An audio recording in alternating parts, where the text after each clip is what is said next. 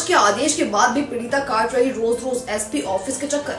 न्यायालय श्रीमान मुख्य न्यायिक मजिस्ट्रेट सोनभद्र ने दिए उप पुलिस अधीक्षक नगर को जांच करने के आदेश। विजय साहनी, कमलेश साहनी उप पुलिस अधीक्षक नगर कार्यालय के बाहर दोपहर 12 बजे से शाम 5 बजे तक बैठे रहने के बाद हुए वापस।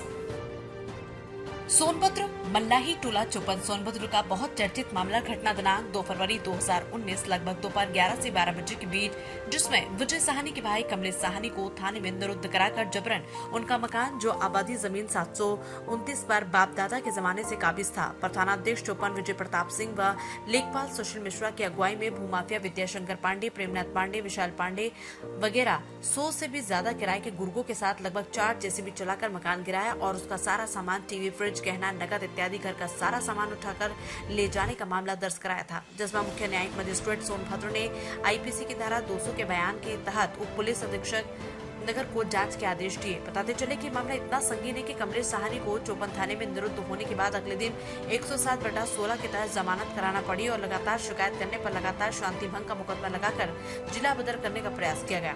इस घटना के निकट आसपास जितने फर्जी मुकदमे कराए गए उतने मुकदमे कमलेश साहनी, विजय साहनी इत्यादि पर कभी नहीं थे, बल्कि इससे पूर्व वे एक अच्छे सामाजिक छवि के साथ भाजपा के पुराने कार्यकर्ता के रूप में मल्लाही टोला चौपन सोनभद्र में बाप दादा की जमीन से आबादी जमीन 729 पर रहते थे, जिसके न्याय के लिए लगातार पुलिस अधीक्षक, जिलाधिकारी व अन्य सरकारी विभागों में प्रार्थना पत्र देने के बाद भी न ही कोई प्राथमिकी दर्ज की गई और न ही उनके परिवार वालों के सामानों और जमीन की कोई बात पुलिस प्रशासन द्वारा नहीं की गई। आश्चर्यजनक बात यह है कि ये तब हुआ जब एसडीएम ने दिए थे आदेश जांच कर आख्या देने की और शांति व्यवस्था बनाए रखने की। दरअसल समाधान दिवस की आड़ में भ्रष्ट अधिकारियों ने भूमाफियाओं का सहयोग कर बिना किसी पूर्व नोटिस के कमलेश साहनी को, जो कि स्वयं चौपन थाने पर अपने वकील के साथ अपने घर को बचाने के लिए गए थे, किंतु मानवता को तार-तार करते हुए कमलेश साहनी को थाने में निरुद्ध कर उसके मकान पर बुलडोजर चलाया गया। उन दिनों भूमाफियाओं द्वारा अवैध जमीन को खाली करने का राज्य सरकार का मिशन चल रहा था, किंतु वास्तव में जिला प्रशासन एवं राजस्व विभाग भूमाफियाओं को सहयोग कर गरीबों के झोपड़े और कच्चे मकान गिरा रहा था। प्रश्न ये उठता है कि यदि जमीन नंबर 730 और 731 पर कमलेश साहनी का कब्जा था, तो चकबंदी अधिकारी ने आबादी जमीन 729 पर कमलेश साहनी का कब्जा क्यों दिखाया? और यदि वो 729 पर काबिज थे, तो 730 और 731 पर से नया बेनामा कराकर बाप दादा के जमाने से कब्जा को कैसे हटाया गया? आश्चर्य की बात यह है कि बेनामा कराने के दौरान ये दिखाकर कि जमीन नंबर 729 क्रेता के कब्जे में है, गलत सूचना देकर बेनामा कैसे हुआ? सुशील मिश्रा, लेखपाल ने ही इसे सत्यापित कर किस प्रकार खतौनी में इसका विरोध नहीं किया? किस जमीन को खाली करवाया गया और जमीन नंबर 729 का रकबा कैसे कम हो गया? क्योंकि विभिन्न भागों में शिकायतें देने पर राजस्व विभाग द्वारा लगातार यही कहा गया कि जमीन नंबर 729 खाली है और उस पर किसी प्रकार का कब्जा नहीं किया जा रहा। फिर सवाल ये उठता है कि 730 पर बाप दादा के जमाने से साहनी परिवार का कब्जा था, तो जमीन मालिक कहाँ सो रहा था? इन कई सवालों के जवाब सोनभद्र का जिला प्रशासन देने में असमर्थ है, इसलिए सभी शिकायत पत्रों पर जमीन नंबर 729 को खाली बताया गया। ये मामला न्यायालय में विचाराधीन है। दिखाया गया कि जमीन पर किसी अन्य ने कब्जा किया है तो अनुतोष प्राप्त कर सकते हैं। संबंधित अधिकारी ने जांच रिपोर्ट लगाई, किंतु किसी ने इस बात नहीं की कि जमीन नंबर 729 खाली था अथवा क्रेता के कब्जे में था, इसकी कोई बात नहीं की गई। सोनभद्र के जिला प्रशासन एवं राजस्व विभाग, पुलिस विभाग में व्याप्त भ्रष्टाचार का एक प्रत्यक्ष उदाहरण है।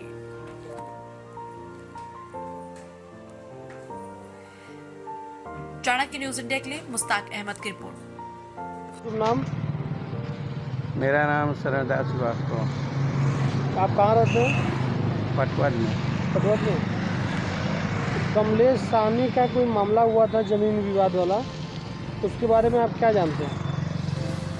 ये जानते हैं कि इन लोगों का वहाँ दुकान था, लोग रहते थे, अपना काम करते थे। इनके बहुत ज़माने से इन लोग का कब्जा दखल था, सब कुछ था, लेकिन तो कुछ अगल बगल वाले आके ज़बरदस्ती वहाँ खन खोद किए और तोड़ फोड़ करके इनका सब डिस्ट्रॉय कर दिए। सब सामान उठा ले गए कि डिस्ट्रॉय कर दिए? क्या सब सामान उठा ले जाके डिस्ट्रॉय कर दिए। अच्छा अच्छा। ये खसरा उसरा में इन लोगों का नाम था? हाँ, खसरा में नाम है। नाम है? किसका नाम है उनके घर में? उनके माँ का नाम पार्वती देवी का। अच्छा अच्छा। तो ये जो कब्जा किए हैं ये लोग ज़बरदस्ती किए हैं कि इनको बता के किए हैं? अब इनसे इनकी बात हुई कि नहीं हुई नहीं बता सकते हैं, लेकिन दबंग टाइप के लोग हैं। अच्छा अच्छा।